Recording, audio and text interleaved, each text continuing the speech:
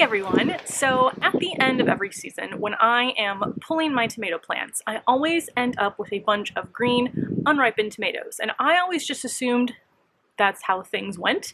I never even thought to look up if there was something you could do about it. And then I was reading my latest issue of Horticulture magazine, which, as a tangent, I just subscribed to a few garden-related magazines over the summer. So I have Horticulture, Better Homes and Gardens, and there's a third one I can't remember, but I used to love reading magazines outside growing up.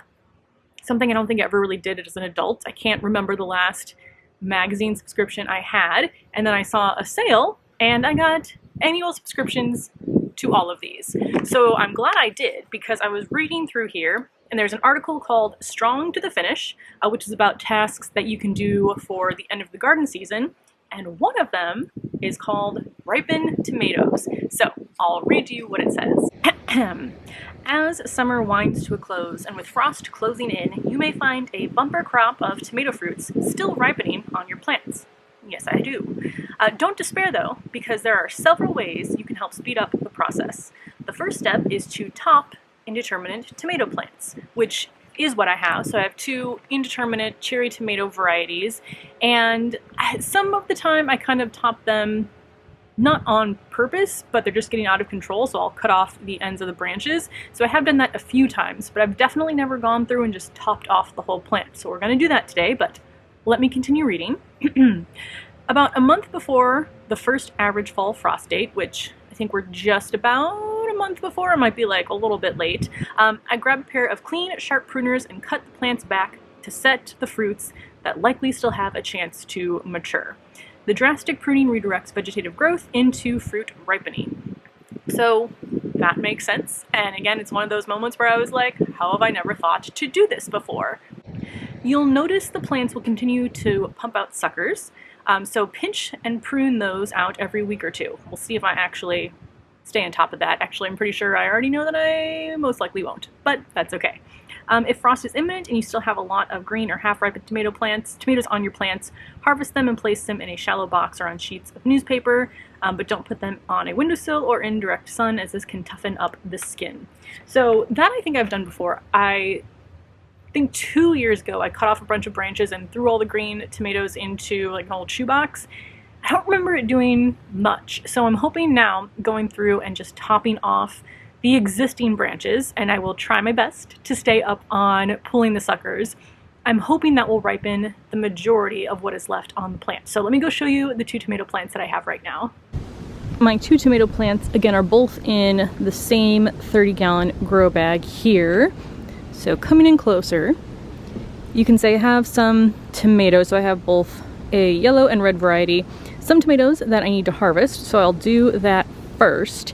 And then what I'm going to go ahead and do is just trim back, and I'm being a bit hesitant because even though I respect bugs as a gardener, if they come out of nowhere, they still scare me.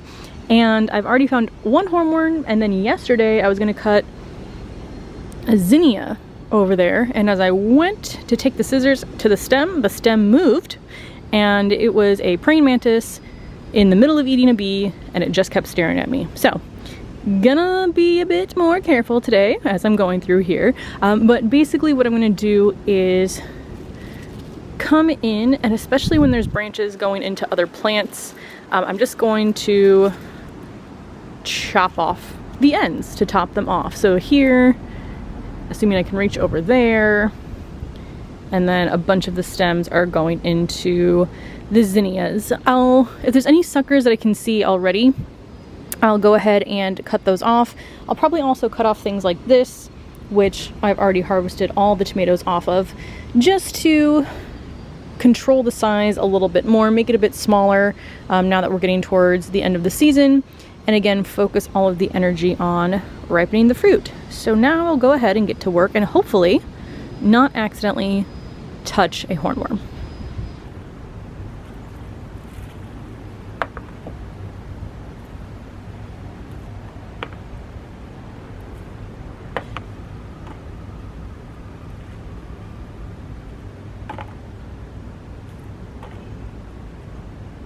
So here you can see in there, is what I harvested so far. There's not a ton there. There are some more ripe tomatoes on the back side of the plant, so I'm thinking once I go through and prune a little bit, I'll be able to reach those a little bit easier. That's one of the issues with kind of balcony slash deck gardening, especially when there's a wall around it, is unless I decide to put the tomato plant in the middle of the deck, which would not be very efficient use of space, you're basically going to have some of your plant against the wall, and it's a lot harder to reach those. But hopefully I can do that. So now I'll go ahead and start to prune.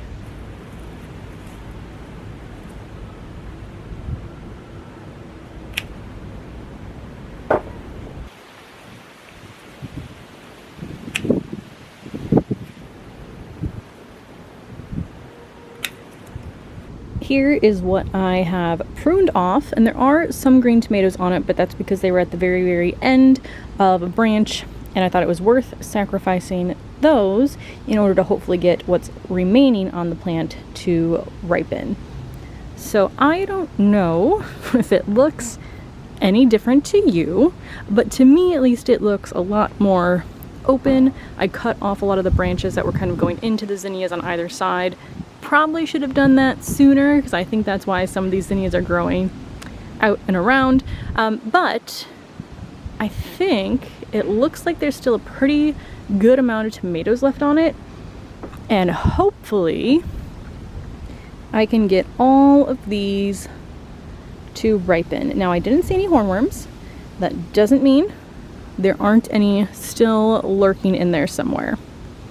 And then here is what I harvested. So I just got a few more tomatoes after I pruned it. And I also got 4 peppers.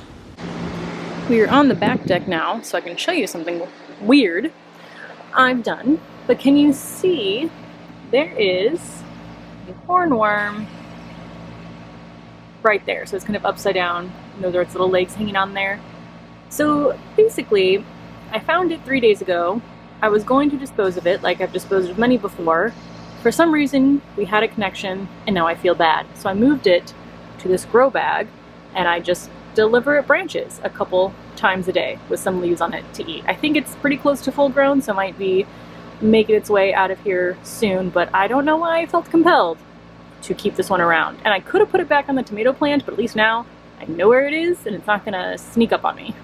So that's going to be everything for this video. I know it was super quick, but I just wanted to share this with you in case you didn't know. Now, obviously, I can't tell if it's worked yet because the tomatoes don't ripen immediately, but I will keep you updated, and when I go to pull them in about a month, if not a little bit less than that, depending on the weather, I'll let you know if it seems like I have fewer green tomatoes left over than I typically do. If you've already done this before, let me know how it's worked out for you, or if there's something else you do to get the rest of your tomatoes to ripen before the end of the season. Let me know it down below. But thank you so much for watching, and I will see you in the next video. Bye.